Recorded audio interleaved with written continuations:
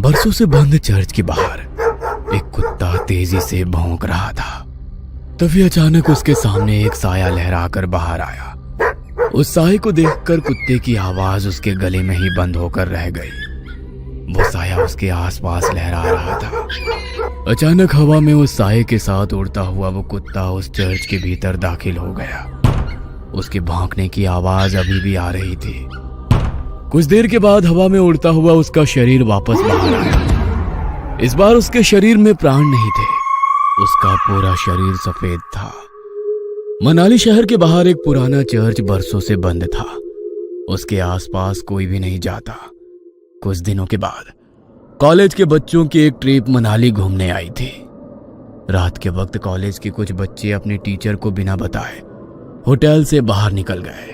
अरे यार, ये लोग तो हमें नर्सरी के बच्चों की तरह ट्रीट कर रहे हैं। ऐसे घूमने में क्या मजा आएगा। और नहीं तो क्या, यहाँ जाना है वहाँ नहीं जाना है, ऐसे करो वैसे करो, खाने का टाइम हो गया, सोने का टाइम हो गया। सोचा था लड़कियों के साथ मौज मस्ती करेंगे, मगर लड़कियों को तो दूसरे होटल में ठहरा दिया। यहाँ अकेले दीवारों के साथ सर फोड़ो। अब होटल से निकलने के बाद क्या करना है बताओ। करना क्या है, चलो ऐसे ही रोड पर घूमेंगे। तीनों दोस्त बातें करते हुए सुनसान सड़क पर चले जा रहे थे। कुछ दूर चलने के बाद वे लोग उस चर्च के बाहर पहुंच गए। देख, ये चर्च कितना सुंदर लग रहा है। हाँ, सुंदर तो है, मगर ऐसा लग रहा है कोई यहाँ आता जाता नहीं है। शायद कोई पुराना चर्च है। अंदर चलकर देखते हैं। अंदर जाकर? नहीं, अभी रहने देते हैं, कल सुबह आएंगे। अरे कल सुबह? कल तो हमारे साथ प्रोफेसर वगैरह सब रहेंगे। वे लोग हमें खुद से दूर नहीं जाने देंगे।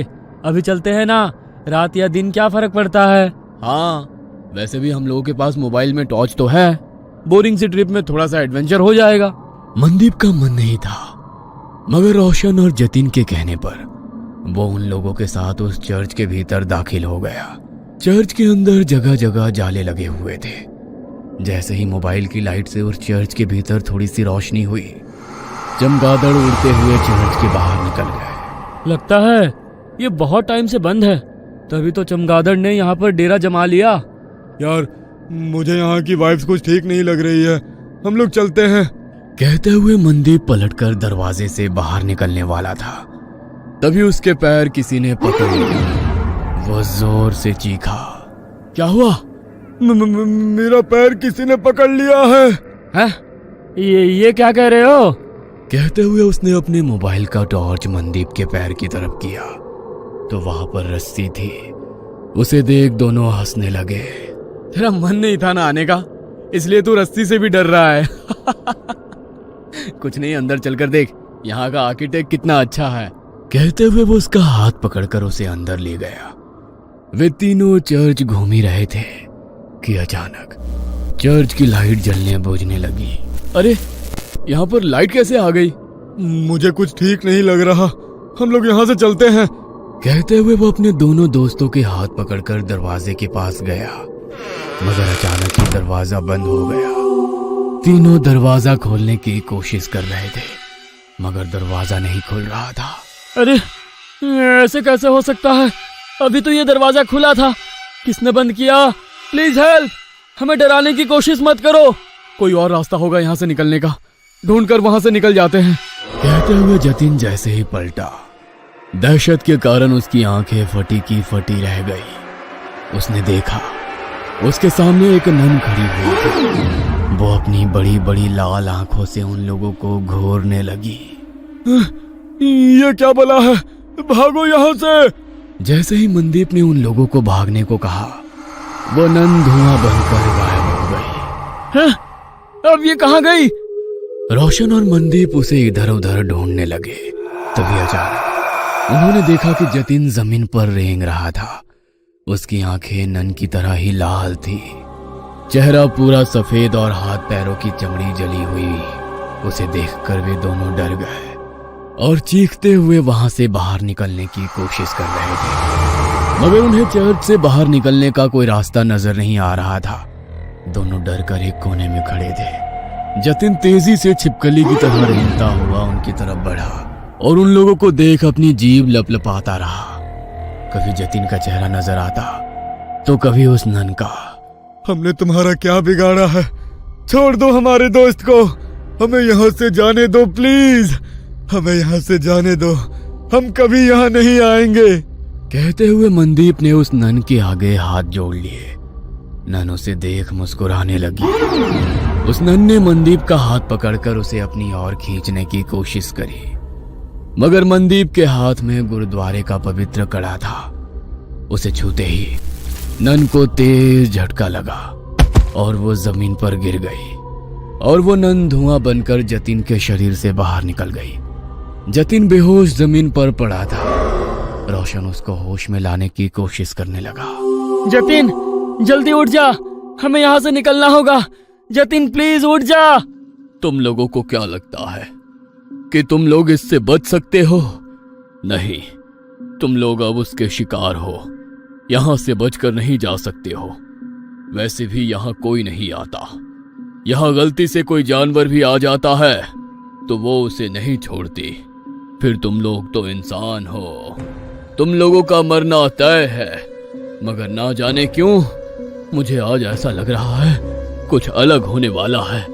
फादर कुछ और कह पाते, उसके पहले ही उसने रोशन का गला पकड़ लिया। उसकी सांसें घूटने लगी। वो कातर नजरों से मनदीप की तरफ देखकर चिल्लाकर बोला, मनदीप चले जाओ यहाँ से, भागो। तुम्हारे पास गुरुद्वारे की पवित्र शक्ति है, ये तुम्हें कुछ नहीं कर सकती है। भाग जाओ। मैं तुमको छोड़कर कहीं नहीं जाऊंगा। मैं कह रहा हूँ ना, तुम चले जाओ यहाँ से, चले जाओ। रोशन बार बार उसे जाने के लिए कह रहा था, मगर नन की पकड़ उसके गले पर तेज हो गई। उसके नाखूनों से उसके गले में गड्ढा हो गया। गले से बहते हुए खून को वो नन जीभ लंबी कर कर चाटने लगी। रोशन छटपटा रहा था। मनदीप को समझ में नहीं आ रहा था कि वो क्या करे। एक और वो नन तो दूसरी तरफ उसके दोस्त। तभी उसके दिमाग में एक विचार आया। उसने अपने हाथ का कड़ा निकाला और एक हाथ में कड़ा और दूसरे हाथ में कृपाण ले वो जोर से बोला, वाहेगुरु जी का खालसा, वाहेगुरु जी की फतेह। जो बोले सो निहाल, सत श्री अकाल। मनदीप ने वो कड़ा नन के हाथों में डाला और सीने में कृपाण डाली। वो नन छटपटाने लगी। उसने रोशन की गर्दन छोड़ दी। हवा में लहरा रहा रोशन जमीन पर गिर गया। उस नन के सीने से काला गाढ़ा सा अजीब पदार्थ बह रहा था। जतिन अभी तक बेहोश था। मनदीप को मदद चाहिए थी, मगर उसके पास मदद के लिए कोई नहीं था। उसकी नजर यीशु की मूर्ति पर पड़ी। हे यीशु, मुझे तेरी प्रार्थना नहीं आती है, मगर तेरे घर में शैतान तेरे बंदों पर कैसे हावी हो सकता है? हमारी मदद करो। कहते हुए उसकी आंखों में आंसू आ गए। तभी एक चमत्कार हुआ और बरसों से बंद वो चर्च अचानक से रोशन हो गया। फादर ने दो नन को बुलाया। नन ने घायल रोशन और जतिन का इलाज शुरू किया।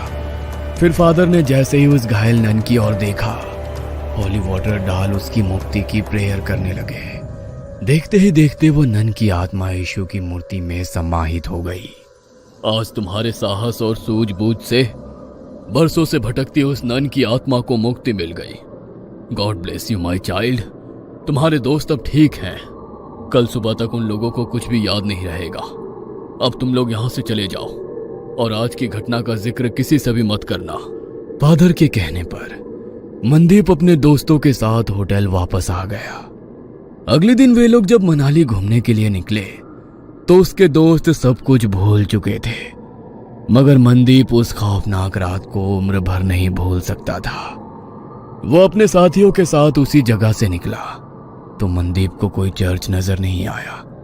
बस दूर खड़े वो फादर उसे देखकर मुस्कुरा रहे थे। उन्होंने उसके ऊपर होली वाटर डाला तो मनदीप भी कल रात की वो बातें भूल गया।